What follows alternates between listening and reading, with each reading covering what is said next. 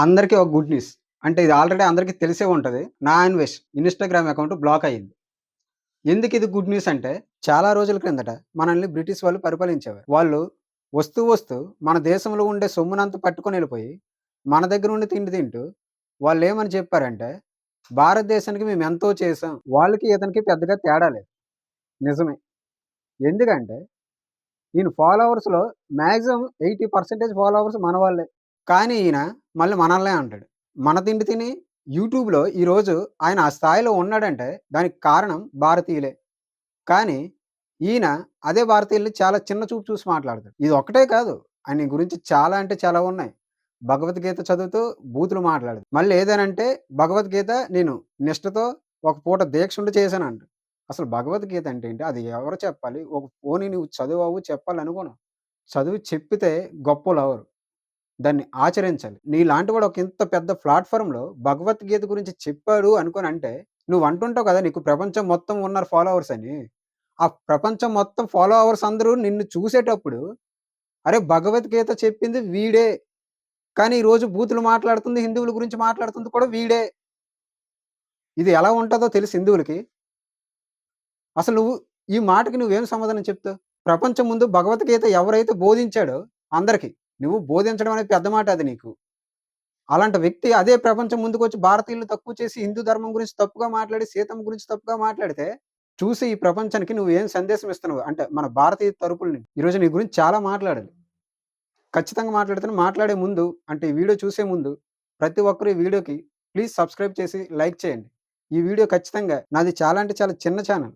అతని వరకు ఇది ఖచ్చితంగా వెళ్ళాలని నేను ఆశిస్తున్నాను కాబట్టి ప్రతి ఒక్కరు లైక్ చేసి, షేర్ చేయండి. ఈ నాన్ వెష్ యొక్క ఇన్‌స్టాగ్రామ్ అకౌంట్ ఎలా క్లోజ్ అయిందంటే మెటా కంపెనీకి సీసీఎస్ వాళ్ళు అంటే హైదరాబాద్ పోలీసుల వాళ్ళు ఒక లేఖ రాశారు.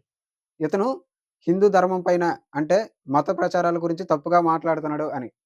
దానివల్ల ఇప్పుడు ఏదైనా ఒక లేఖ రాసిన వెంటనే దాన్ని వెంటనే వాళ్ళు యాక్షన్ తీసుకోరు. వాళ్ళు మొత్తం రీచెక్ చేసుకుంటారు. చేసుకున్న తర్వాత మెటా కంపెనీ వాళ్ళే దీన్ని బ్లాక్ చేశారు. ఇది నిజంగా చాలా మంచి పరిణామం. 18,00,000 ఫాలోవర్స్ ఉన్న అతనికి 5,00,000 మంది అన్‌ఫాలో చేశారు. అంటే ఒక మనిషి ఎంత పెద్ద తప్పు చేసుంటే 5,00,000 మంది అతన్ని నమ్మి ఫాలో అయిన 5,00,000 మంది అన్‌ఫాలో కొట్టారంటే, అన్‌ఫాలో కొట్టడమే కాదు, మళ్ళీ రిపోర్ట్ కూడా చేశారు. అంటే ఎంత పెద్ద తప్పు చేయకపోతే ఆయన్ని 5,00,000 మంది అన్‌ఫాలో చేస్తారు. ఇది కేవలం ఇన్‌స్టాగ్రామ్‌లోటే.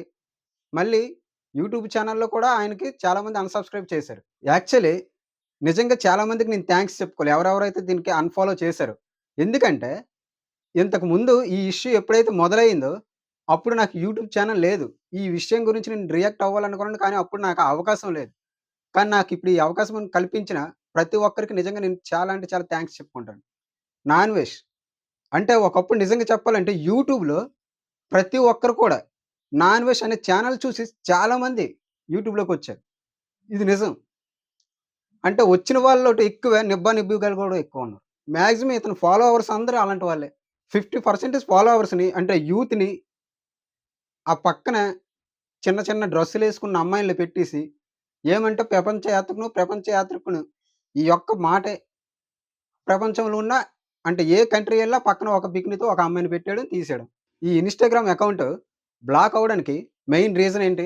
దాని గురించి మనం మొదట మాట్లాడుకుందాం. తర్వాత మిగతావన్నిటి గురించి అంటే ప్రతీది కూడా మాట్లాడదాం. ఈ ఇన్‌స్టాగ్రామ్ అకౌంట్ బ్లాక్ అయిందంటే, అంటే దానికి మెయిన్ 3 కారణాలు ఉంటాయి.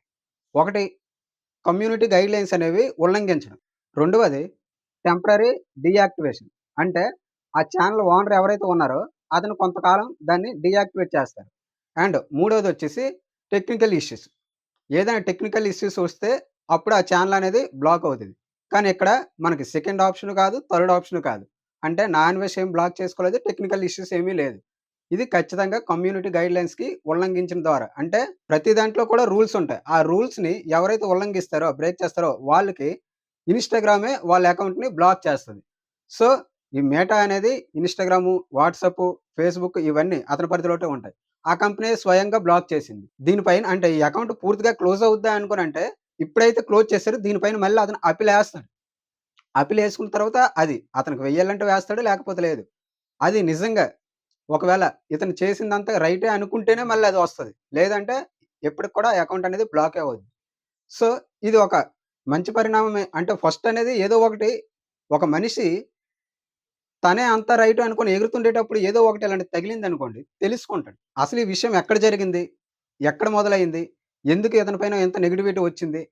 అనుకోనంటే మనం ఫస్టు 'శివాజీ' గారు ఎప్పుడైతే మొదలుపెట్టారో ఆ స్టేజ్ పైన ఆ స్పీచ్ అనేది అక్కడి నుండి మొదలైంది. 'శివాజీ' గారు ఒక కామెంట్ చేశారు అమ్మాయిల గురించి. దాని గురించి అంటే ఆయన వెర్షన్ చెప్పాలనుకున్నది మంచిదే అయినా సరే 2 పదాలు తప్పుగా మాట్లాడాను. దానికి ఆయన సారీ కూడా చెప్పారు.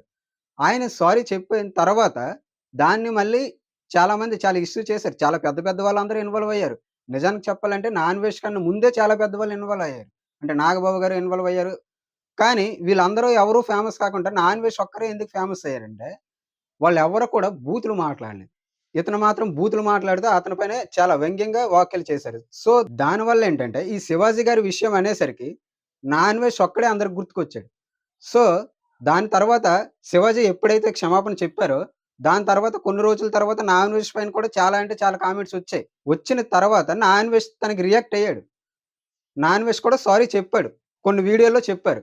చెప్పిన తర్వాత కూడా అంటే ఇప్పుడు 'శివాజీ' గారు అంత పెద్దవారే ఎలా సారీ చెప్పారు?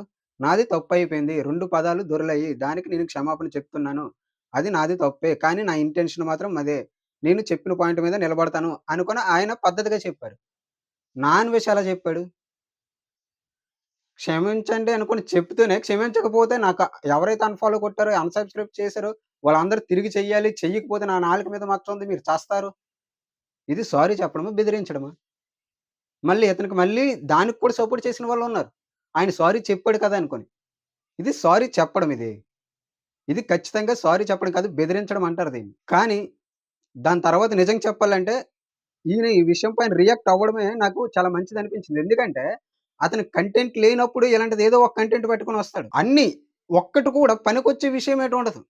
అన్ని కూడా ఏదో ఒక కాంట్రోవర్షీ విషయాలు పట్టుకొనొస్తాడు. ఆ కాంట్రోవర్షీ‌ల మీద నడుస్తాడు. ఆ కాంట్రోవర్షీ‌ల మీద నాకు డబ్బులొస్తాయని చెప్తాడు. అయినా సరే చూస్తుంటారు. ఒకటి నిజంగా చాలా మంది అన్నట్టు ఆయనకి ఇంకా అంటే ఎవరైతే ఫాలో అవుతున్నారో నాకు అర్థం కాదు మీకేం కావాలి అని. అంటే అతని దగ్గర నుండి మీకేం కావాలి? చాలామంది ఇందాకల చెప్పాను కదా! నిబ్బా నిబ్బి అంటే ఎక్కువ మంది చాలా మంది ఫాలో అవుతున్నారని. వాళ్ళే ఇంకా అతనితో ఉన్నారు. చాలామంది ఇప్పుడు వైజాగ్‌లో యూత్ ఇప్పుడు 16 ఇయర్స్ లోపల ఉండే వాళ్ళకి ఈళ్ళందరూ బ్లాక్ చేయడానికి ఇవన్నిటికి కారణం ఏంటంటే ఆటగాడు, ఆటగాడు, ఆటగాడు ఆ ఒక్క పదాన్నే తీసుకొనొచ్చాడు. ఎంతవరకు కరెక్ట్ అంటే ఏదేదో అంటారు కదా! చాలా అంటే చాలా వీడియోల్లో అవినాష్ గారు చెప్పారు కదా! నేను స్త్రీల హక్కుల గురించి పోరాడతాను, స్త్రీల గురించి పోరాడతానని. బయటికెళ్తే బికినీ యేసుకున్న అమ్మాయి అతని పక్కన ఉంటది. ఈయన మీ గురించి మరి స్త్రీల గురించి పోరాడతాడు. మళ్ళీ నోరు విప్పితే చాలు కొన్ని బూతులు మాట్లాడతాడు. మధ్యలో ఏమంటే భగవద్గీత ఎక్స్‌ప్లెయిన్ చేశారు అంటున్నారు గానీ, భగవద్గీత ఆయన ఎక్స్‌ప్లెయిన్ చేశారు. అది ఎవరికి అంటే ఎలా అంటే చేసిందైనా సరే, ఎలాంటి మనిషది? చేసిన తర్వాత అన్ని నోటంతా బూతులే. అలాంటి ఒక మనిషి భగవద్గీతని ఎక్స్‌ప్లెయిన్ చేశాడు. ఒకప్పుడు 'విక్రమాదిత్య' గారు చేశారు. అది వినండి. ఆయన్నొకసారి చూడండి. మనిషన్న పద్ధతన్నా చెప్పడమన్నా అది. ఇలాంటి మనుషులు భగవద్గీత చెప్తున్నారు అనగానే నాకు చాలా చిరాకేసింది. అసలు ఏటి జరుగుతుందిది? ఎవరు పడితే ఆళ్ళు చెప్పేస్తున్నారు. ఏమంటే నేనేమో ఒక పూట ఉపవాసం ఉండి నిష్టతో చేశానంట. నువ్వు ఏం చేసావనేది, ఎంత చేసావనేది, ఏం చెప్పావనేది కాదు. అది చెప్పిందిన తర్వాత, అది చదివిన తర్వాత నీకు నలుగురికి చెప్పాలనిపించిందంటే వ్యూస్ కోసం కాదు. ఇది చదవండి. ఇది హిందూ సాంప్రదాయం. తెలుసుకోండి. హిందువుల్ని తక్కువ చేసి మాట్లాడతావు. ఇండియన్స్‌ని తక్కువ చేసి మాట్లాడతావు. నువ్వు భగవద్గీత నుంచి నువ్వు చెప్తే మేము తెలుసుకోవాలి. వ్యూస్ కోసం తప్ప నువ్వు దేనికోసం ఏది పని చెయ్యవు. నిజంగా నాకు చాలా అంటే చాలా కోపమొచ్చిందప్పుడు. ఎందుకంటే, ఇలాంటి ఒకడు భగవద్గీత చెప్తే మనం తెలుసుకోవాలా? ఇతను మళ్ళా గరికపాటిని తిడతాడు. గరికపాటి గారు ఎలా చెప్తారు ప్రవచనం? ఆయన కరెక్ట్ కాదంటాడు. ఈడొచ్చి భగవద్గీత చెప్తాడు మరి. ఇది ఎంతవరకు కరెక్ట్? సీతమ్మ తల్లిని తిట్టేవాడొచ్చి మళ్ళీ భగవద్గీత మనకు ఎక్స్‌ప్లెయిన్ చేస్తాడు. ఏమంటే నా సారీ తప్పయిపోయింది. ఆ సారీ కూడా మళ్ళీ గొప్పగా చెప్పాడంటే మళ్ళీ యాక్సెప్ట్ చేయకపోతే మనం చేస్తామంట. బూతులు ఒక్కటే ఆయన మాట్లాడింది తప్పు. మిగతాదంతా నేను కింగ్ అంటా అండి. ఆయన గాని ఈ బికినీలు, ఈ అమ్మాయిలు, ఈ ఆటగాళ్ళు, ఈ చెత్త చెదారం లేకపోతే అసలతను ఒక యూట్యూబరే కాదు. నిజంగా. అంటే యూట్యూబ్ అనేది ఎంత పెద్ద ప్లాట్‌ఫార్మ్ అంటే ఎంతమంది ఒకటి నేను ఒప్పుకుంటాను. ఆయన చాలామంది ఇప్పుడు 25,00,000 మంది దగ్గరికెళ్లారంటే మామూలు విషయం కాదది. అది ఏ విధంగా అయినా రాని అంటే ఒకప్పుడు యూట్యూబ్ అనేది కొంచెం డౌన్‌లో ఉన్న ఆ టైంలో ఈయన చేశారు, మొదలుపెట్టారు. చాలా వేగంగా రీచ్ వచ్చింది అవన్నీ. కానీ అంత పెద్ద ప్లాట్‌ఫార్మ్‌లో అంతమంది నిన్ను చూస్తున్నారంటే నువ్వు ఎలాంటి మాటలు మాట్లాడాలనే కనీసం కామన్ సెన్స్ లేకుండా నువ్వు మాట్లాడేసి, తర్వాత నాది తప్పయిపోయింది. నేను క్షమాపణ చెప్పాననేది కూడా మళ్ళీ బెదిరిస్తున్నావు చూసావా? అసలు నువ్వు ఏ యాంగిల్‌లో నువ్వు రైట్ అనుకుంటున్నావో నాకర్థం కావట్లేదు. నా వరకైతే ఇది జరగడం చాలా అంటే చాలా మంచి పనే అయ్యింది. అండ్ ఇది సిసిఎస్ వాళ్ళు అంటే హైదరాబాద్‌కి సంబంధించిన పోలీస్ డిపార్ట్‌మెంటు బేటా కంపెనీకి ఒక లేఖ రాసారు. దానివల్లే ఇదంతా జరిగింది. నేను చాలా అంటే చాలా థాంక్స్ చెప్తున్నాను హైదరాబాద్ పోలీసులకి. అండ్ ఎవరైతే ఇతనికి అన్‌ఫాలో చేశారో వాళ్ళందరికి కూడా చాలా చాలా థాంక్స్. అండ్ ఎవరైతే రిపోర్ట్ చేశారో వాళ్ళకి కూడా. మీరు నిజంగా అంటే మీలో ఒక మానవత్వం ఉంది. మీరు నిజంగా ఒక ఇండియన్స్ హిందూ ధర్మాన్ని పాటిస్తున్నారు. ఇక్కడ హిందూ ధర్మం అనే కాదండి మ్యాటర్. నిజంగా ఇది మళ్ళీ ఏదో మతం వైపు నేను తీసుకొస్తానని కాదు గాని, ఇతను చేసేవేవైనా సరే, భారతదేశ అంటే ప్రజలు లేకపోతే ఇతను లేడు. కానీ వీళ్ళనే తక్కువ చేసి మాట్లాడతాడు.